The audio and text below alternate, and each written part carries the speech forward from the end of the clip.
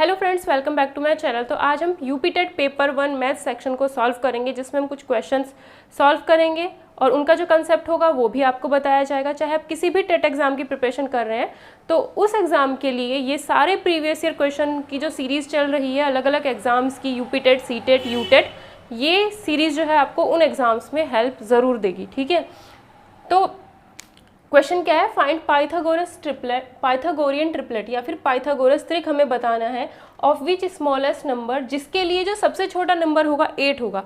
तो Pythagorean triplet की complete concept अगर आपको पढ़ना है तो ऊपर आई बटन पर आपको मिल जाएगा लिंक उस वीडियो का, डिस्क्रिप्शन बॉक्स में भी उस वीडियो का कंप्लीट लिंक आपको मिल जाएगा। ठीक है, तो उसमें पूरा अच्छे से पढ़ा रखा है ये वाला टॉपिक, जिसमें से सी टेट में भी इसमें से क्वेश्चन आया हुआ है, यूपी टेट में भी इसमें से क्वेश्चन ये देखो आप आया हुआ है। ठीक है, तो इसको करते कैसे हैं, अगर हमारा एक नंबर m है, अगर हमारा सबसे छोटा नंबर 2m है तो पाइथागोरस त्रिक है यानी ट्रिपलेट है, तो इसमें 3 नंबर्स होते हैं। सबसे छोटा नंबर आपका 2m होता है।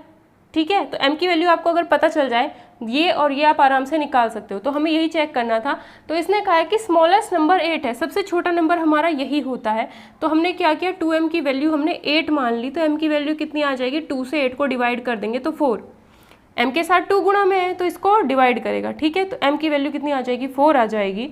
तो m की वैल्यू यहाँ पर रख दो, तो पहला नंबर तो 8 हो गया, 4 का स्क्वायर -1, 4 का स्क्वायर +1, 8, 4 का स्क्वायर कितना होता है 16 -1, 4 का स्क्वायर मतलब 4 × 4, 4 गुना 4 कितना आया इतना। तो एक 8 है तो दूसरा 15 होगा, तीसरा 17 होगा, तो ये हमारा आंसर हो जाएगा। अब आप खुद देख सकते हो कि इन तीनों में सबसे छोटा 8 है, तो वो यही कह रहा था कि आपको ऐसा ट्रिपलेट निकालना है, ऐसा त्रिक निकालना है जिसमें क्या हो, सबसे छोटा नंबर 8 हो। ठीक है, सेकंड क्वेश्चन देखते हैं। सेकंड क्वेश्चन में क्या कहा है कि find the value of z for which the number क्या है 417z8, ये नंबर आपको दिया गया है। ठीक है, 417z8 ये नंबर उसने कहा है 9 से डिविजिबल है, तो z की वैल्यू बतानी है। 9 से डिविजिबल का मतलब है जैसे 18 9 से पूरा डिवाइड हो जाता है, 27 9 से पूरा डिवाइड हो जाता है, मतलब जो भी नंबर हमारा 9 से पूरा डिविजिबल होगा या 9 से पूरा विभाज्य होगा तो हम कहेंगे कि वो 9 से डिवाइड हो जाएगा, है ना। तो उसने कहा है कि ये नंबर जो है 9 से डिवाइड होता है। तो किसी भी नंबर को अगर चेक करना है कि वो 9 से डिवाइड होता है तो उसके लिए सिंपली क्या करते हैं, इन नंबर्स के जो डिजिट हैं, जो अंक हैं, 4 + 1 + 7 + z + 8, इन सबको जोड़ के देखो क्या वैल्यू आती है। ठीक है, 9 बनाओ, बस इसके अंदर से जैसे ही 9 बनाना है उसको हटा दो, आसान तरीका ये है, 8 1 9 हटा दो। ठीक है, 9 बनाओ और हटाओ, 9 से अगर डिविजिबिलिटी चेक करनी है 9 बनाओ और हटा दो, 7 और 4 11, 11 + z बचा हमारे पास। ठीक है, 8 + 1 9 हो गया, उसको हटा दिया। इसमें से 11 को भी आप क्या लिख सकते हो, 9 + 2 + z लिख सकते हो, तो 9 को फिर से अलग कर दो, कितना बचा 2 + z। अब 2 + z जो है ये 9 से डिवाइड होना चाहिए, तो z की वैल्यू क्या रखोगे, 6 रखोगे, 6 और 2 8, 8 तो होगा नहीं डिवाइड। 3 रखोगे, 3 + 2 5, 9 से डिवाइड नहीं होगा। अगर 9 रखते हो, 9 + 2 11 आएगा, 11 भी नहीं होगा। 7, तो z की जगह पे हम क्या रख देंगे 7, तो 7 + 2 यानी ये फिर से 9 बन जाता है। तो ये क्या हो जाएगा, मतलब z की वैल्यू अगर हम 7 रखेंगे तो ये जो नंबर होगा 9 से पूरा कट जाएगा। ये होती है डिविजिबिलिटी ऑफ 9 यानी 9 से विभाज्यता का नियम। सिंपली हमें यही करना होता है कि जो भी अगर 1 2 3 4 5 इस टाइप का आपको कोई नंबर दे दिया तो इसमें सिर्फ 9 बनाओ कैसे भी करके, 5 और 4 9 हटा दो, 3 2 5 6। अब ये जो 6 आया है ये 9 के टेबल में आता ही नहीं है, तो इसका मतलब ये नंबर भी 9 से डिवाइड नहीं होगा। सिंपली हमें यही चेक करना होता है 9 से डिविजिबिलिटी के लिए। नेक्स्ट क्वेश्चन देखते हैं, इसमें क्या दिया है हमारे पास 2160, इसके फैक्टर्स करने पड़ेंगे।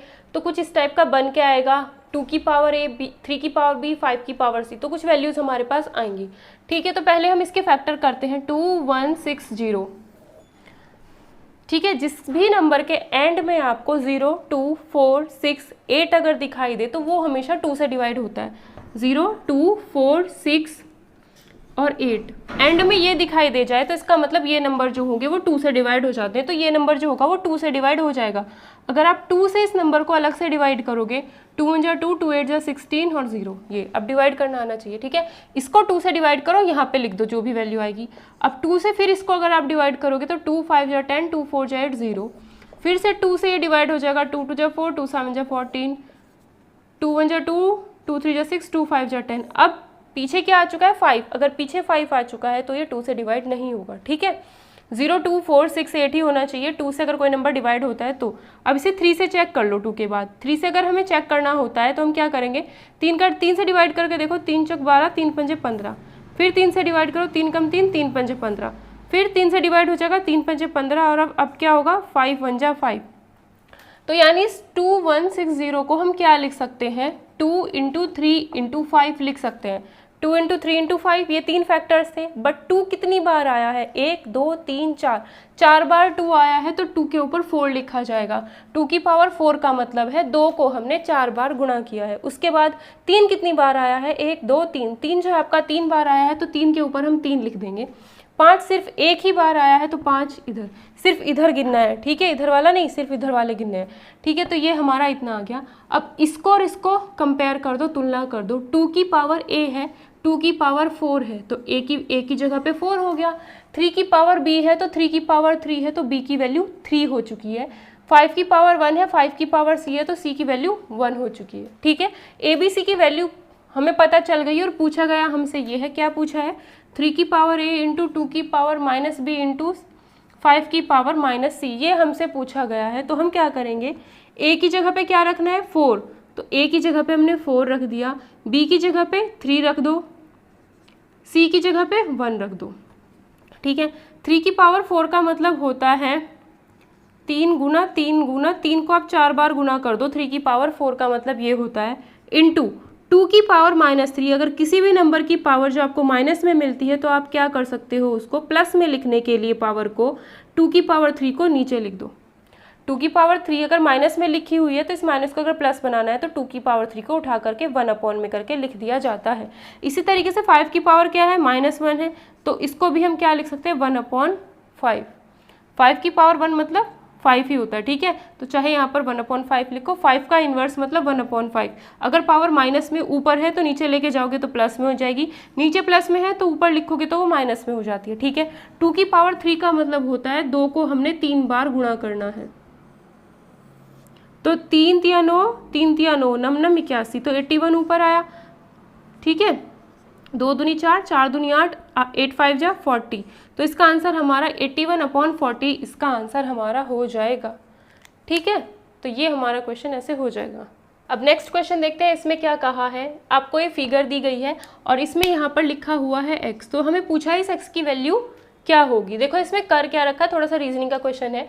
क्या कर रखा है, 2 यहाँ है, इसके सामने 8, 3 यहाँ है, इसके सामने 27, 4 यहाँ है, इसके सामने 64, 1 यहाँ है, इसके सामने x। आंसर तो इसका हो जाएगा हमारा 1। कैसे हुआ ये भी बताती हूँ। 2 यहाँ है, 2 के सामने क्या लिखा है 8, तो 2 की पावर अगर 3 कर दिया जाए, यानी 2 को अगर 3 बार गुणा कर दिया जाएगा तो हमें 8 मिल जाता है। 3 की पावर 3 27 होता है, यानी 3 की पावर 3 मतलब 3 को आप अगर 3 बार गुणा करोगे तो आपको 27 मिलेगा। 4 के सामने 64 लिखा हुआ है, यानी 4 की पावर अगर आप 3 कर देते हो, 4 गुना 4 आप करते हो तो 64। क्या किया गया है, सिंपली 2 की पावर 3, 3 की पावर 3 या 3 को 3 बार गुणा, 4 को 3 बार गुणा, तो 1 को भी हम 3 बार गुणा करेंगे तो x की वैल्यू कितनी आएगी, 1 ही आएगी। तो इसका आंसर हमारा 1 हो जाएगा। नेक्स्ट क्वेश्चन देखते हैं, बहुत ही इंपॉर्टेंट क्वेश्चन है, और अगर वीडियो पसंद आती तो प्लीज़ एक लाइक और कमेंट और चैनल को सब्सक्राइब ज़रूर कर लेना, ठीक है। क्या कहा है, the length of rectangle, rectangle क्या होता है हमारा, होता है रेक्टेंगल आयत, जिसकी लंबाई होती है और जिसकी चौड़ाई होती है, ठीक है, वो हमारा होता है आयत, या फिर जिसे हम कहते हैं रेक्टेंगल, जैसे बोर्ड की शेप हो गई, ठीक है। इज इंक्रीज्ड बाय 60%, कितना बढ़ाया गया है, 60% बढ़ाया गया है। एक आयत की लंबाई जो है वो 60% इंक्रीज कर दी गई है।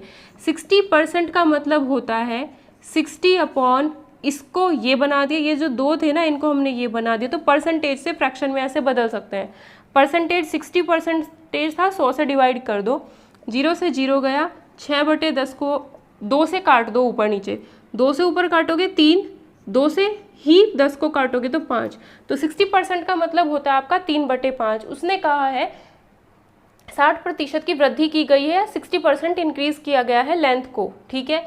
यानी अगर 5 का आप 60% निकालोगे तो 3 मिलेगा, ठीक है। 5 का 60% निकालोगे 3, तो इसने कहा है कि अगर आपकी जो लेंथ थी वो 5 थी, तो 60% बढ़ाया गया है, बाय 60, इंक्रीज्ड बाय 60%, मतलब 60% बढ़ा दिया गया है।